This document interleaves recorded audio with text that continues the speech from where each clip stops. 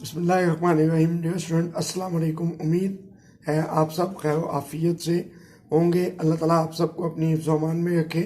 Dear students, آج ہم 8 class کے مطالعہ پاکستان کے لیسن نمبر 16 چیپٹر 2 سے آغاز کریں گے۔ آج کا ہمارا ٹاپک تحریک عدم تعاون ہے۔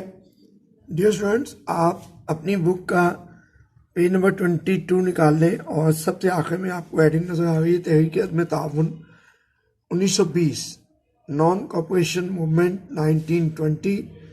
اس تحریک کے اہم مقاصد حسب ذیل ہیں۔ نمبر 1، حکومت کے ساتھ عدم تعاون۔ نمبر 2، سرکاری ملازمتوں کو ترک کرنا، فوج میں مسلمانوں کا بھرتی نہ ہونا۔ نمبر 4، انگریزی مصنوعات کا بائیکاٹ، اور نمبر 5، عدالتی بائیکاٹ۔ نمبر 6، بچوں کو اسکولوں اور کالجوں میں نہ بھیجنا، اور نمبر 7، انگریزوں کے عطا کردہ خطابات واپس کرنا۔ یہ تقریباً 7 کے قریب مقاصد ہیں تحریک عدم تعاون میں۔ ڈیئر اسٹوڈنٹس، آپ نے اپنی ایکسرسائز کے شارٹ کویشچن آنسر میں سے نمبر 1 سے لے کر 3 تک کے تمام سوالات کے جوابات اپنی نیٹ بک پر نوٹ کرنے ہیں، جو کہ آپ کو جوابات ابھی بتائے جا رہے ہیں۔ ڈیئر اسٹوڈنٹس، ایکسرسائز میں شارٹ کویشچن نمبر 1 لکھا ہے، تحریک علی گڑھ کا بنیادی مقصد تحریر کریں۔ اس کو درست کر لیں، یہاں پہ تحریک علی گڑھ نہیں لکھنا بلکہ فرائضی تحریک۔ فرائضی تحریک کا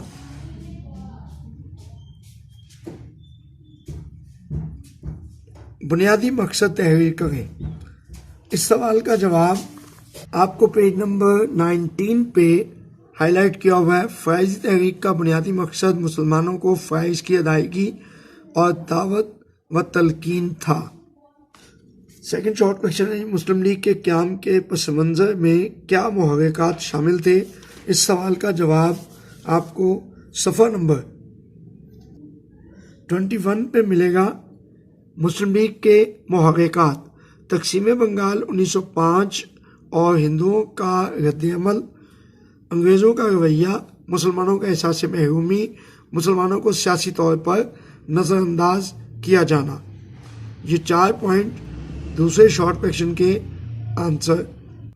تھرڈ شارٹ کویشچن ہے، تحریک ہجرت کا کیا سبب تھا؟ تحریک ہجرت کا کیا سبب تھا؟ اس کا جواب آپ کو صفحہ نمبر 23 پہ ملے گا۔ تحریک ہجرت کا سبب: 1920 میں چند علماء کرام نے فتویٰ جاری کیا کہ برصغیر دارالحرب ہے، مسلمانوں کا انگریزوں کی عملداری میں رہنا جائز نہیں، انہیں دارالاسلام میں ہجرت کر جانی چاہیے۔ دارالاسلام سے مراد افغانستان، موجودہ افغانستان ہے کہ انہیں افغانستان کی طرف ہجرت کر جانی چاہیے۔ شارٹ کویشچن نمبر 3 کا آنسر۔ ٹھیک ہے، یہ تینوں سوالوں کے جواب ڈیئر اسٹوڈنٹس آپ نے اپنی نیٹ نوٹ بکس پر لکھنے ہیں۔ جزاک اللہ۔ اگلے لیسن میں ملاقات ہوگی۔ فی امان اللہ۔